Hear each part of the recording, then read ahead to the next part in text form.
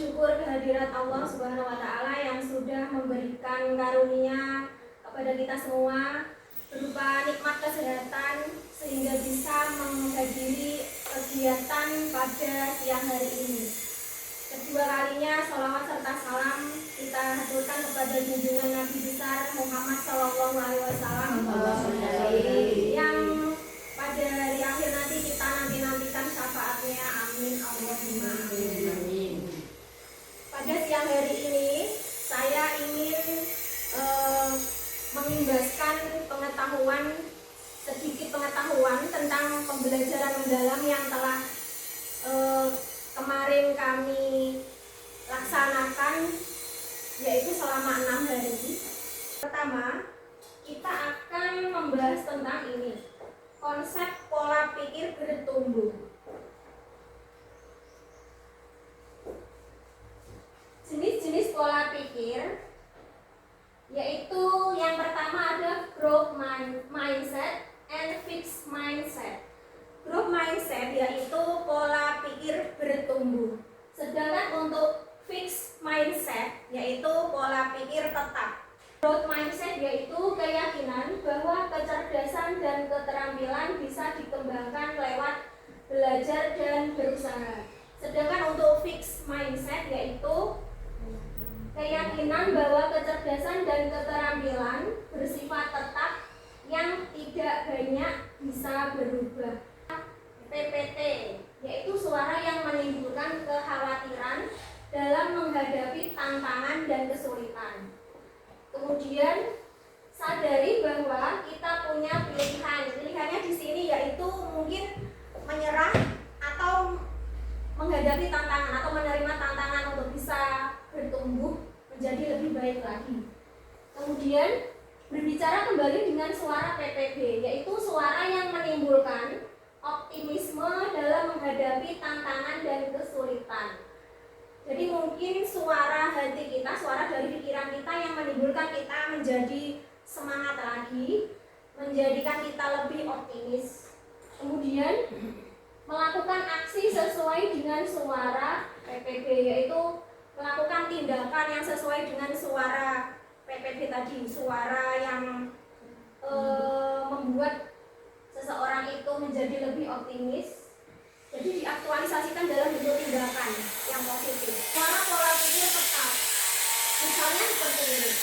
Kalau saya gagal, berarti saya tidak mampu. Jadi seperti orang yang sudah menyerah dan tidak mau mencoba lagi. Menganggap kegagalan itu berarti menganggap dirinya tidak bisa. Saya akan menolak saat menerima tugas yang belum pernah saya kerjakan, sebab resiko untuk gagal akan besar. Ini sama, tidak berani ketika menemui tantangan atau kesulitan, segera dorong dia untuk mencoba lagi. Jadi tugas kita sebagai pendidik, jika ada murid kita yang merasa minder, merasa tidak mampu, merasa dirinya itu tidak bisa melakukan apa tugas yang kita berikan, sebagai guru kita mempunyai wewenang untuk mengintervensi atau menumbuhkan motivasi dari murid kita. Jika mengalami kesulitan, jika ada murid yang mengalami kesulitan, segera dorong atau berikan motivasi sehingga dia bisa memiliki suara PPB atau pola pikir bertumbuh. Kemudian pada saat murid mau mencoba lagi, segera beri pujian proses karena telah mau berusaha.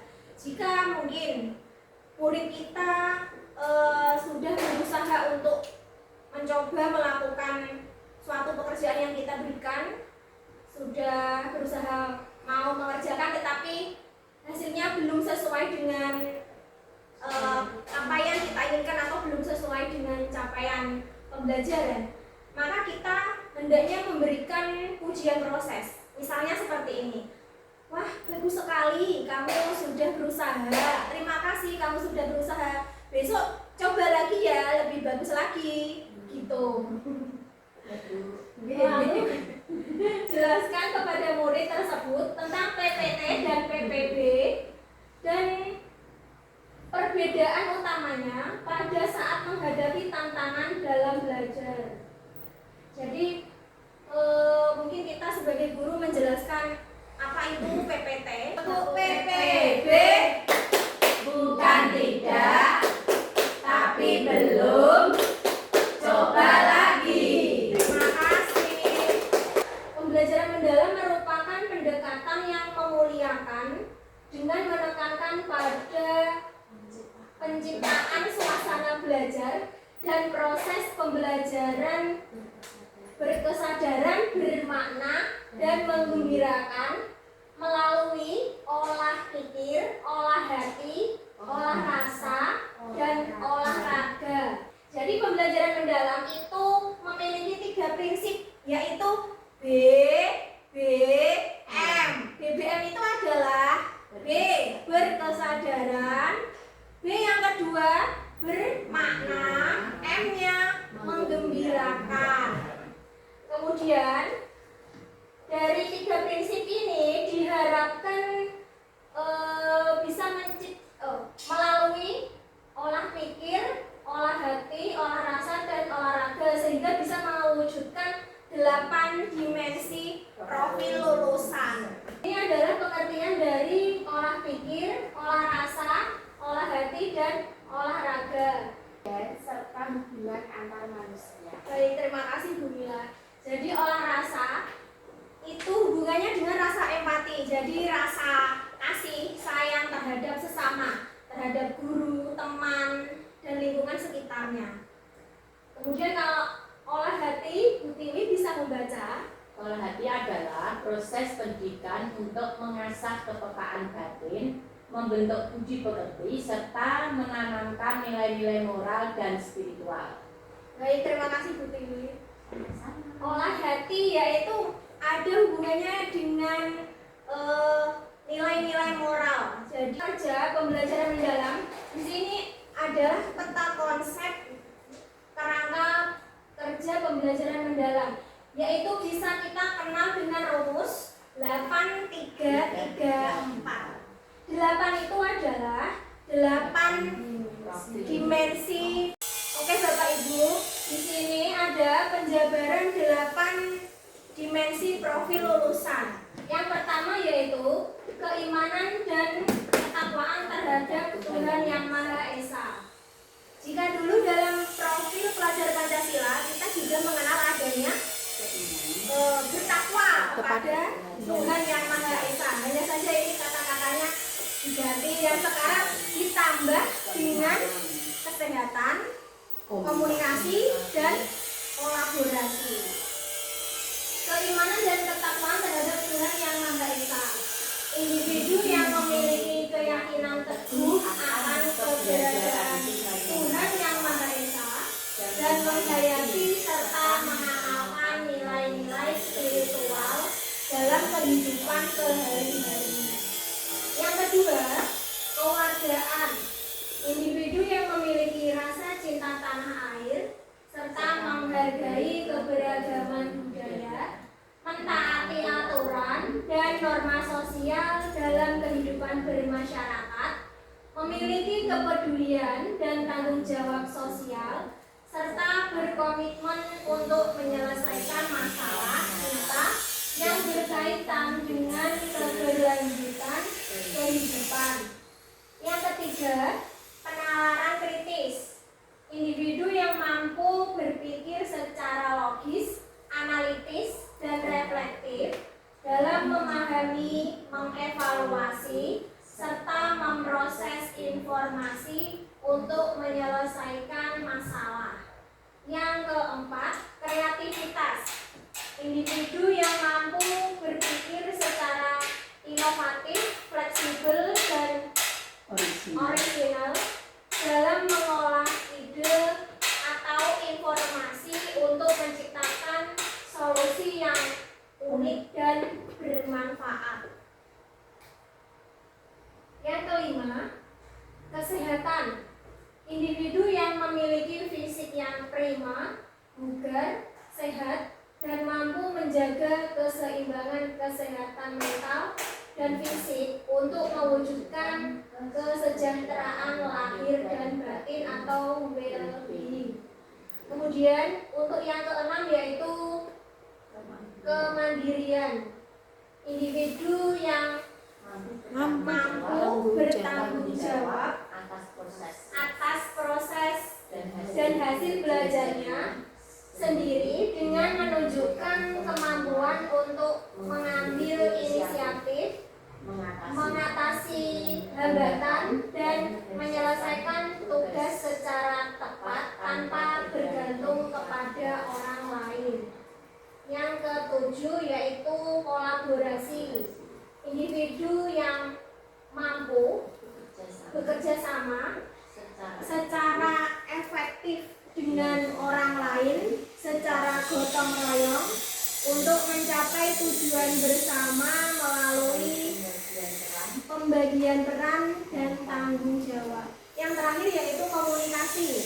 Individu yang memiliki kemampuan komunikasi intrapribadi untuk melakukan refleksi dan interpribadi, antar pribadi untuk menyampaikan ide, gagasan, dan informasi baik lisan maupun tulisan, serta berinteraksi secara efektif dalam berbagai situasi. Baik, di sini demikianlah tadi paparan saya tentang pembelajaran mendalam. Untuk merefleksi, hari ini kita sudah belajar tentang suara PPT dan PPB. PPT itu adalah apa tadi Bapak Ibu? Pola pikir tetap. Sedangkan untuk PPB adalah pola pikir bertumbuh, mengaktualisasikan diri dalam kehidupan sehari-hari. Kemudian untuk pembelajaran mendalam tadi ada kerangka kerja, yaitu dikenal dengan rumus 8-3-3-4. 8 itu adalah 8 dimensi profil lulusan. Yang 3 yaitu prinsip pembelajaran, dikenal dengan BBM, yaitu berkesadaran, bermakna, dan menggembirakan. Jadi untuk siswa itu bisa belajar dengan baik, bisa mengerjakan tugas-tugas yang diberikan, mereka itu harus disadarkan dulu apa sih motivasi mereka ke sekolah itu. Karena motivasi anak ke sekolah itu berbeda-beda. Ada yang memang ingin belajar, ingin serius dalam menuntut ilmu. Ada juga yang ke sekolah itu motivasinya hanya untuk mendapatkan uang saku, ataupun karena tidak mau disuruh-suruh di rumah, jadi pengennya ke sekolah. Jadi motivasi anak dalam pergi ke sekolah itu berbeda-beda. Jadi tugas kita sebagai pendidik itu menyadarkan mereka bahwa pembelajaran di sekolah itu sangat penting demi untuk masa depan mereka. Jadi mereka harus sadar sepenuhnya berada di kelas itu memang untuk belajar. Kalau mereka belum sadar, pasti akan sulit menerima apapun yang kita jelaskan, yang kita sampaikan. Mereka akan sesuka hati mereka sendiri, bermain, ngobrol, dan sebagainya. Kemudian tukaran, berkelahi atau mengusili temannya. Kemudian yang bermakna, kalau mereka itu sudah sadar, berkesadaran untuk menerima pelajaran, maka pembelajaran yang mereka terima pun akan bermakna bagi diri mereka sendiri maupun orang lain dan lingkungan sekitarnya. Kemudian menggembirakan itu, misal dalam pembelajaran kita bisa menyelipkan permainan, kuis, ataupun hal yang menyenangkan seperti diskusi yang menyenangkan, yang bisa bisa membuat minat siswa itu untuk tumbuh dalam belajar. Seneng mulai sih, aku seneng. Iya Bu, permainan yang ada gaya lama latihan. pembelajaran. Yang lomba gampang ya, tentang kuis. Kemudian yang ketiga, Sudah. rumus tiga yang ketiga yaitu pengalaman belajar. Pengalaman belajar itu dibagi menjadi tiga tadi ya, memahami, mengaplikasi, dan merefleksi. Itu yang sudah kita lakukan setiap hari saat kegiatan belajar mengajar berlangsung. Kemudian empat itu adalah kerangka pembelajaran. Ada pedagogis, kemudian kemitraan, lingkungan pembelajaran, dan pemanfaatan digital. Praktik pedagogis ya, kegiatan pembelajaran yang sudah kita lakukan di dalam kelas. Kemudian kemitraan pembelajaran itu kita bisa bekerja sama dengan orang tua, kemudian para narasumber, atau bisa melakukan outing class Masyarakat. ke batik kemarin yang sudah kita lakukan. Itu juga bisa disebut dengan kemitraan. Kemudian pemanfaatan digital dalam pembelajaran, mungkin kita bisa menggunakan LCD, proyektor, laptop, Ini kita. gadget. Iya. Ini adalah contoh pembelajaran digital. Dan lingkungan pembelajaran. Demikian Bapak Ibu yang bisa saya sampaikan dalam pengimbasan pembelajaran mendalam. Apabila ada tutur kata yang salah, saya mohon maaf yang sebesar-besarnya. Untuk asesmen dan rencana pembuatan RPM akan dijelaskan oleh Ibu Widi. Sekian dari saya. Wassalamualaikum warahmatullahi wabarakatuh. Assalamualaikum warahmatullahi wabarakatuh. Yang saya hormati Bapak Ibu guru semua, terima kasih saya ucapkan atas kesempatan yang telah diberikan kepada saya untuk memaparkan tentang pembelajaran mendalam yang sudah saya ikut pelatihan kemarin di SMP 7. Saya mau melanjutkan tentang apa yang sudah disampaikan kepada Bu Dian tadi. Ya, sebelumnya kita menyanyikan lagu Apa Kabar dulu ya. Apa kabarnya? Baik-baik Bu. Bagaimana moodnya? Bagus Bu. Mari kita fokus. Yes. Siap belajar Hari ini. Untuk kali ini saya akan menjelaskan prinsip penerapan pembelajaran mendalam. Yang pertama ada berkesadaran, yaitu kenyamanan peserta didik dalam belajar. Penerapan prinsip pembelajaran mendalam dapat terjadi secara terpisah ataupun simultan dan tidak harus berurutan. Kemudian ada bermakna, kontekstual dan atau relevan dengan kehidupan nyata. Nah, keterlibatan peserta didik berperan dalam pemecahan masalah atau isu terdekat di kehidupan nyata. Jadi, peserta didik harus berperan aktif juga. Tidak kok dia pasif. Biasanya seperti itu ya. Kalau kelompok itu ada yang pasif juga.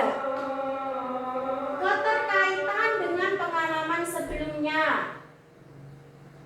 Terus kebermanfaatan pengalaman belajar untuk diterapkan dalam konteks baru.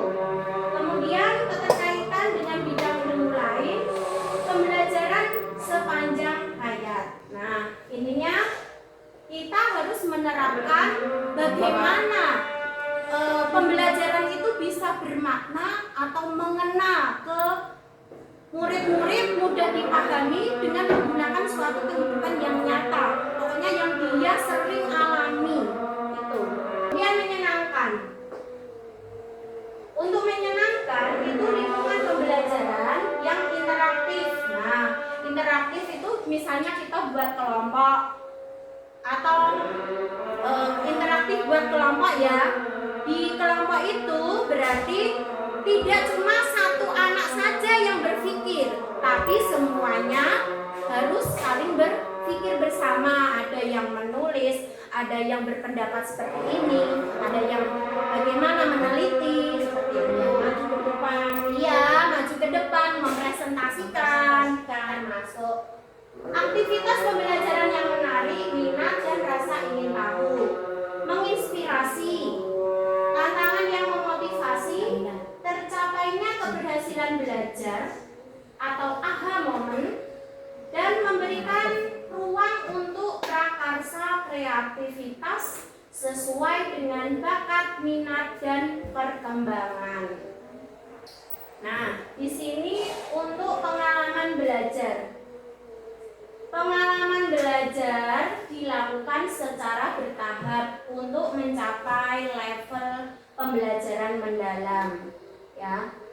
Di sini untuk memahami. Memahami itu ada pengetahuan esensial, pengetahuan aplikatif, dan pengetahuan nilai dan karakter. Itu pengetahuannya untuk memahami. Untuk mengaplikasi sendiri, dia ada pendalaman pengetahuan. Ya, tentang pengalamannya apa. Sedangkan refleksi yaitu regulasi diri. Untuk merefleksi, mengemas kembali apa yang sudah kita sampaikan. Penjelasannya di sini memahami yaitu tahap awal peserta didik untuk aktif mengkonstruksi pengetahuan agar dapat memahami secara mendalam konsep atau materi dari berbagai sumber dan konteks. Pengetahuan pada fase ini terdiri dari pengetahuan esensial, pengetahuan aplikatif, dan pengetahuan nilai dan karakter. Dengan pendekatan aktif dan konstruktif, peserta didik tidak hanya menerima pengetahuan secara pasif. Untuk mengaplikasi pengalaman belajar yang menunjukkan aktivitas peserta didik mengaplikasi pengetahuan dalam kehidupan secara kontekstual. Pengetahuan yang diperoleh peserta didik pada tahapan memahami diaplikasikan sebagai proses perluasan pengetahuan. Peserta didik mampu menghubungkan ide-ide, menganalisis, membangun solusi kreatif dan inovatif dalam pemecahan masalah yang konkret. Dia memaknai proses serta hasil dari tindakan atau praktik nyata yang telah mereka lakukan.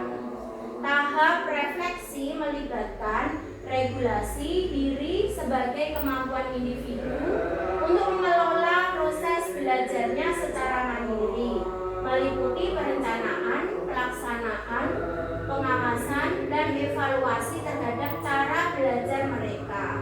Merefleksi pengetahuan, artinya peserta didik memperluas dan menerapkan ide atau solusi yang baru. Nah, untuk merefleksi berarti kita mengulas lagi apa yang sudah kita sampaikan tadi. Apakah hasil dari anak-anak yang sudah bekerja kelompok tadi sudah betul atau belum? Selanjutnya di sini ada kerangka pembelajaran mendalam.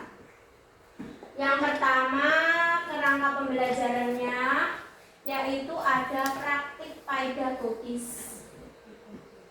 Praktik pedagogis sendiri itu nanti isinya yaitu strategi mengajar yang dipilih guru untuk mencapai tujuan pembelajaran dalam mencapai dimensi profil lulusan.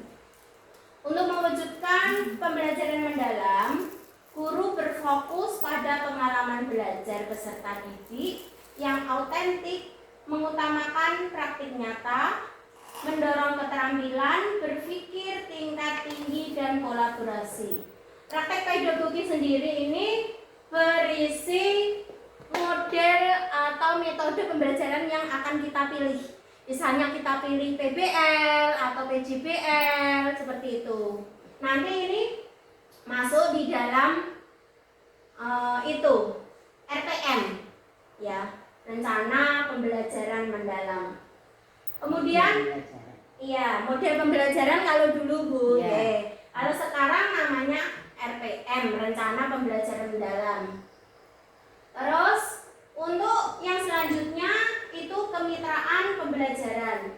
Kemitraan pembelajaran membentuk hubungan yang dinamis antara guru, peserta didik, orang tua, komunitas, dan mitra profesional. Pendekatan ini memindahkan kontrol pembelajaran dari guru saja menjadi kolaborasi bersama. Jadi kemitraan pembelajaran nanti di RPM itu juga terdapat kemitraan pembelajaran. Nanti jenengan di situ juga menerapkannya kemitraannya guru, terus siswa, kolaborasinya dengan misalnya masyarakat, orang tua, itu ada nanti Bu. Kemudian yang selanjutnya lingkungan pembelajaran. Lingkungan pembelajaran menekankan integrasi antara ruang fisik, ruang virtual, dan budaya belajar untuk mendukung pembelajaran mendalam. Ruang fisik dan virtual dirancang fleksibel sebagai tempat yang mendorong kolaborasi, refleksi, eksplorasi, dan berbagai ide, sehingga dapat mengakomodasi berbagai gaya belajar peserta didik dengan optimal. Kalau lingkungan pembelajaran intinya itu kita bisa menggunakan lingkungan pembelajaran baik di dalam kelas maupun di luar kelas. Itu ya, kalau di pembelajaran mendalam itu kita sering di sini itu kebanyakan menggunakan kegiatan. Kalau menurut saya sih hampir sama seperti kita mengajar sekarang ya, bedanya. Kita juga sekarang juga sering kan mengadakan observasi di luar, misalnya mengamati apa itu. Menurut saya hampir sama. Itu hanya bedanya kan ada ruang virtual. Nggih. Ruang virtual kan untuk online ini Iya. kan, seperti ini kan termasuk Ya, virtual. termasuk virtual. Bisa menggunakan yang ruang virtual khusus atau di ruang lingkungan halaman, nggih. Tergantung situasi sekolah kita dan pelajaran kita nanti. Menyesuaikan Iya, materi. menyesuaikan materi. Kemudian pemanfaatan teknologi. Pemanfaatan teknologi digital juga memegang peran penting sebagai katalisator untuk menciptakan pembelajaran yang lebih interaktif, kolaboratif, dan kontekstual. Tersedianya beragam sumber belajar menjadi peluang menciptakan pengetahuan bermakna pada peserta didik. Nah, untuk pemanfaatan teknologi seperti ini juga termasuk pemanfaatan, nggih. Atau kadang-kadang siswa kita boleh membawa HP. Nah, itu juga bisa. Misalnya nanti mau ada pelajaran apa untuk mencari kosakata yang baru, kita tidak cuma mencari lewat kamus saja, tapi bisa mencari di internet. Seperti itu. Pedagogi di sini terdiri dari ini model-model pembelajarannya. Pembelajaran berbasis inquiry, pembelajaran berbasis proyek, pembelajaran berbasis masalah, pembelajaran kolaboratif, pembelajaran STEAM, Science, Teknologi, Engineering, Mathematics, pembelajaran berdiferensiasi, dan sebagainya. Atau bisa juga seperti diskusi, peta konsep, advent organizer, kerja kelompok, dan sebagainya di situ. Jelas ya nih untuk praktek pedagogiknya. Kemudian untuk kemitraan belajarnya bisa juga contoh-contohnya. Misalnya kalau di lingkungan sekolah, contohnya bisa kepala sekolah, pengawas sekolah, guru, peserta didik, atau ibu kantin juga bisa. Terus penjaga sekolah juga bisa. Misalnya kok ibu kantin, nah kita bisa misalnya praktek pelajaran matematika atau IPS untuk tanya bisa, ya wawancara harga barang pedagang atau apa. Terus ini tukang kebun, penjaga sekolah, tanya. Misalnya kok tidak tahu ini namanya pohon apa, terus bagaimana gitu. Untuk lingkungan luar sekolah, bisa MGMP, mitra profesional, dunia usaha, dunia industri, dunia kerja, industri atau lembaga pendidikan, media, dan lainnya. Lingkungan luar sekolah itu misalnya, kalau anak saya kemarin itu diajak ke pasar Tranggil, Bu. Satu kelas diajak gurunya ke pasar Tranggil untuk mewawancarai pedagang. Nah, seperti itu. Untuk masyarakat, bisa orang tua, komunitas, tokoh masyarakat, organisasi keagamaan dan atau budaya dan lainnya. Nah, bisa juga orang tua kita ajak, misalnya orang tua punya usaha buat tempe. Nah, anak kita bisa kita ajak ke sana, misalnya mewawancarai, nanti bisa buat teks apa, deskripsi atau teks apa gitu, teks prosedur ya biasanya yang langkah-langkah itu. Untuk selanjutnya yaitu lingkungan pembelajaran.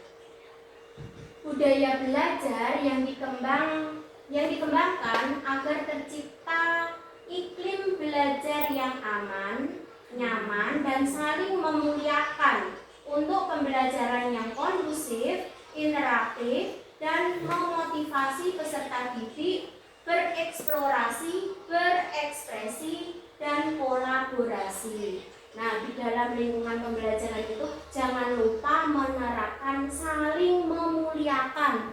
Saling memuliakan itu maksudnya kita tidak mengesampingkan peserta didik yang tidak bisa. Nah, terus kita juga bisa ngasih, oh iya, kamu bisa, kamu pintar, lebih baik.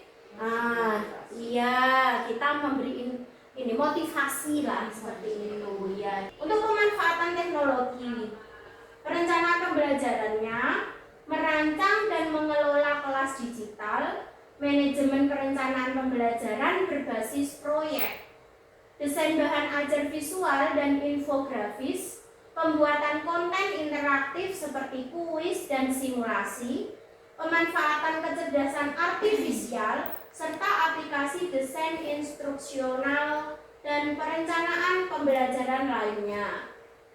Pelaksanaan pembelajarannya, pembelajaran sinkronus, kolaborasi daring, pembelajaran asinkronus, laman sumber belajar, perpustakaan digital, pemanfaatan kecerdasan artifisial, video edukasi, multimedia interaktif, simulasi dan animasi, gamifikasi dan kuis, serta sumber lainnya.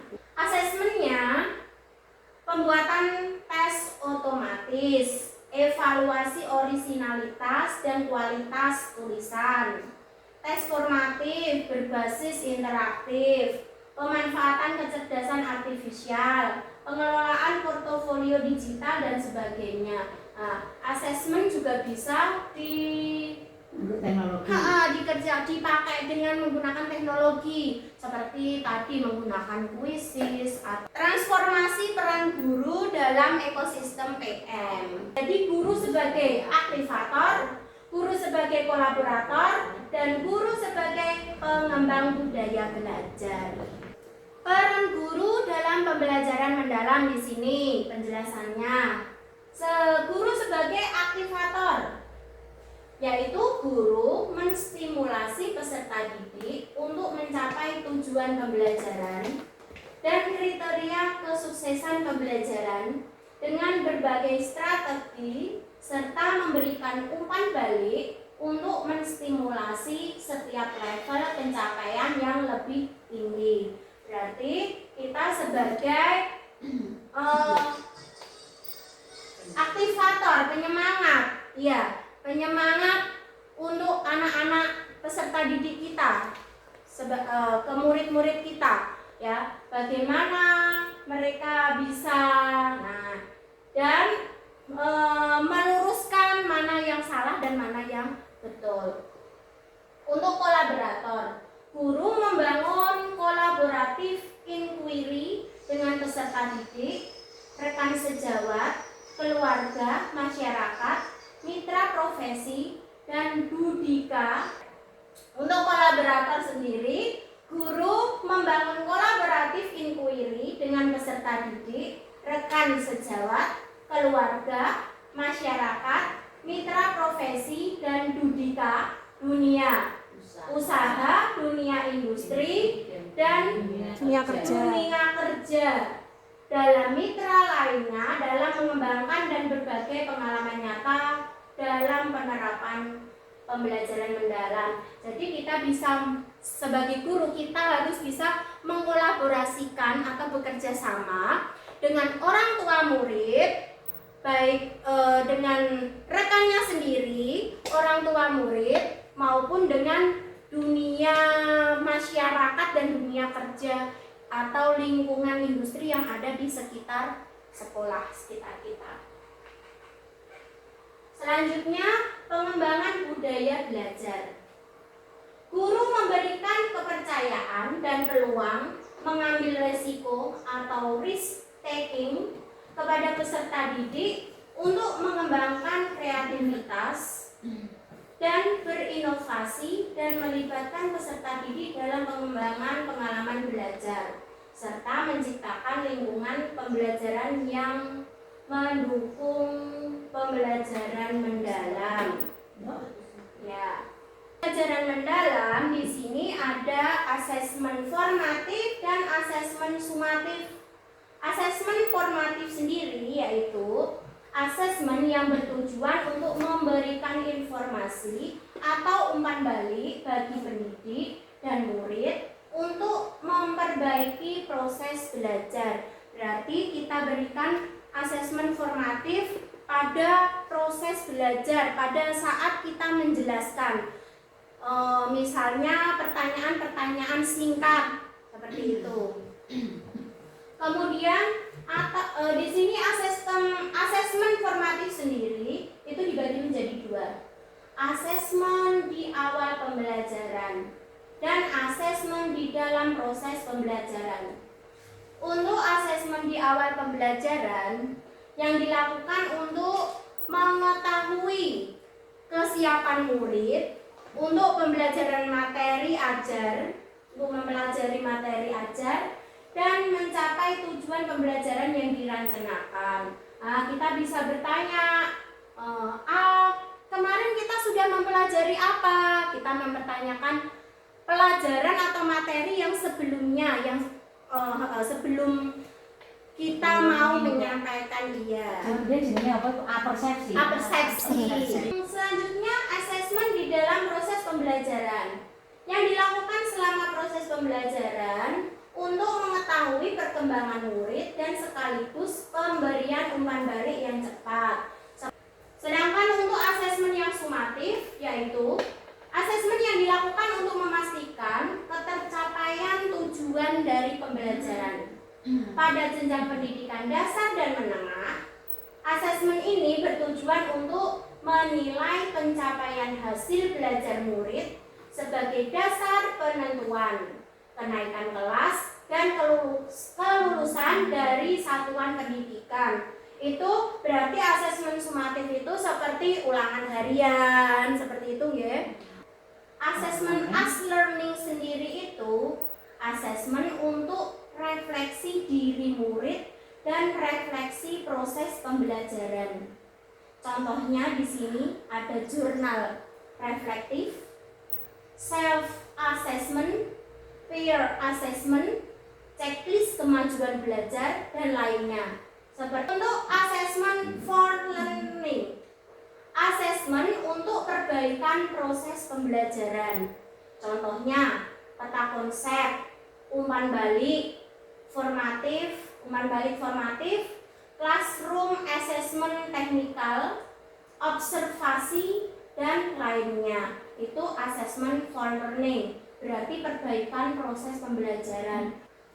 Untuk penilaian sumatifnya, penilaian sumatif itu di sini ada assessment of learning. assessment mengukur capaian pembelajaran murid pada akhir pembelajaran. Ya, kita lakukan di akhir pembelajaran seperti tes lisan, tes tertulis. Kalau bedanya ini tadi kan proses itu kan masih belum kita beri umpan balik, kita belum meluruskan seperti itu, ya. Kalau yang sumatif ini kalau tadi kan kita sudah meluruskan mana yang benar, mana yang salah. Jadi anak itu sudah tahu mana yang benar, mana yang salah. Kita tinggal memberikan tes, apakah kemampuan anak itu sudah bisa berhasil, ya, berupa tes tertulis, lisan juga bisa, atau laporan, penilaian proyek, portofolio dan sebagainya di situ. Contoh teknik asesmen di sini ada berbagai macam contoh. Ada observasi, kinerja, penilaian diri, proyek, tes tertulis, penilaian antar teman, tes lisan, penugasan, dan portofolio. Klarifikasi, ya, ajukan pertanyaan klarifikasi. Nah, kita mengajukan pertanyaan klarifikasi dulu. Kemudian kita memberi nilai, berikan komentar atas kekuatan yang terlihat. Kemudian kita memberikan perhatian, berikan komentar jika ada hal yang kurang sesuai atau kurang lengkap dan menjadi perhatian kita. Nah, kita memberikan komentar, misalnya ada yang salah, berarti kita meluruskan. Itu. Kemudian saran, berikan saran untuk pengembangan. Nah, kita bisa memberikan saran-saran, misalnya masih kurang bagus, kita menyarankan, Sebaiknya ini begini. ya, sebaiknya seperti ini. Apresiasi atau pujian atas usaha yang dilakukan. Rencana pembelajaran mendalam nanti di RPM atau RPM di sini nanti di rencana pembelajarannya itu terdiri dari ini. Ada komponen ini semua, ya. Yang pertama ada identifikasi. Mengidentifikasi kesiapan murid. Berarti kita menanyakan, apakah tadi anak-anak sudah belajar apa yang sudah kita pelajari kemarin, seperti itu. Memahami karakteristik materi pelajaran, menentukan dimensi profil lulusan. Nah, itu harus ada semua.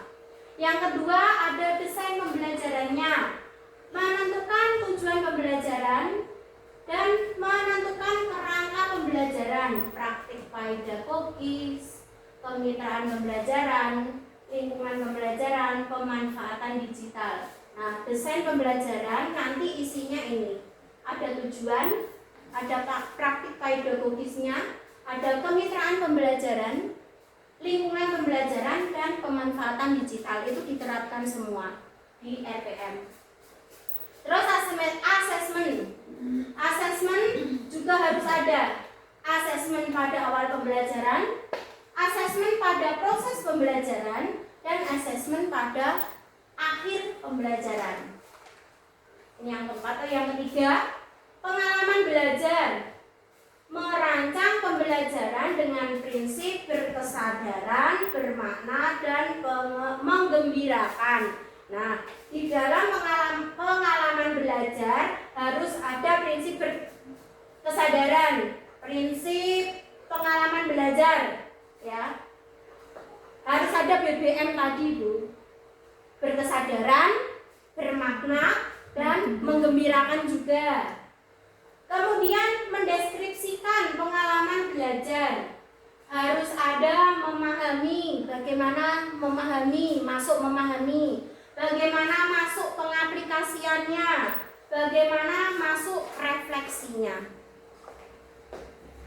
Ini di sini ada contoh RPM. Nah, contohnya nanti realnya seperti ini, ya. Identifikasi terdiri dari di sini ada dimensi profil lulusan, ya. Di sini apa, Mbak? Ini keimanan ketakwaan terhadap Tuhan Yang Maha Esa. Di dalam identifikasi ini atau dimensi profil kelulusannya tidak harus semuanya. Kalau ini kan checklist ya, Bu. Ya, ini bisa juga ditulis Satu, tergantung kita mau menerapkan yang apa. Jadi tidak perlu ada semua. Itu. Oke. Misalnya kita keimanan dan ketakwaan terhadap Tuhan, bisa. Terus ada kolaborasi, bisa diterapkan. Penalaran kritis boleh, kemandirian. Checklist. Nggih, kalau ini bentuk checklist, tapi ada juga yang cuma ditulis itu. Yang penting ada dimensinya.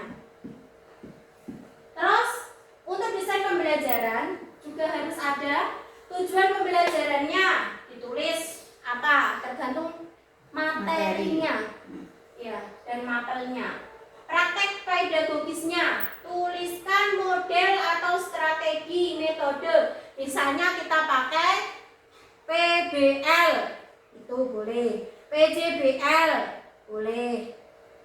Ya, discovery learning, terserah kita menerapkannya yang apa.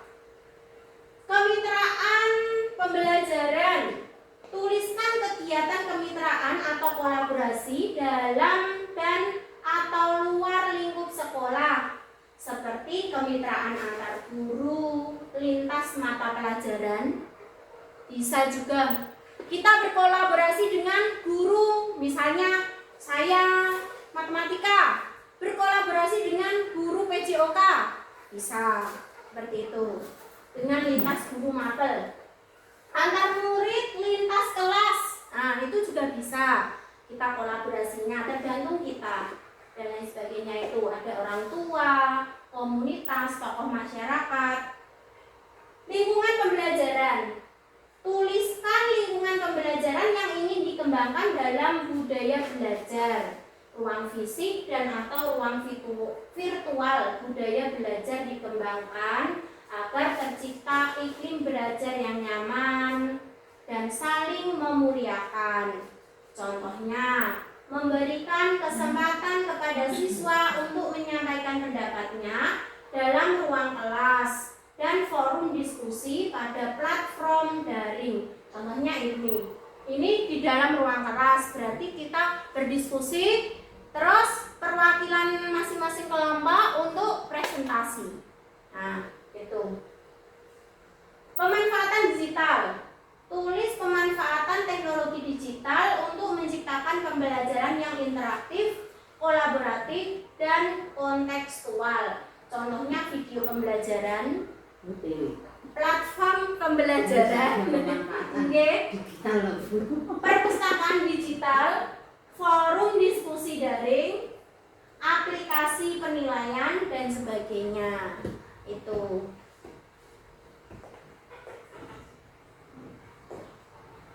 Untuk pengalaman pembelajaran, pada tahap ini peserta didik aktif terlibat dalam pengalaman belajar, memahami, mengaplikasi, dan merefleksi dalam suasana yang saling memuliakan. Nah, berarti saling menghargai, seperti itu. Guru menerapkan prinsip pembelajaran berkesadaran, bermakna, menyenangkan untuk menciptakan tujuan pembelajaran. Nah, untuk pengalaman belajar isinya seperti ini. Harus ada memahami. Memahaminya nanti berisi apa di sini. Tulis kegiatan pembelajaran peserta didik untuk terlibat aktif. Nah, misalnya diskusi seperti itu, atau mengamati lingkungan taman, membuat teks deskripsi, mengaplikasi, kemudian ada merefleksi, dan yang terakhir yaitu asesmen pembelajaran. Terima kasih atas kesempatan. Kalau ada kata-kata yang salah, saya mohon maaf. Saya akhiri dulu. Wassalamualaikum warahmatullahi wabarakatuh.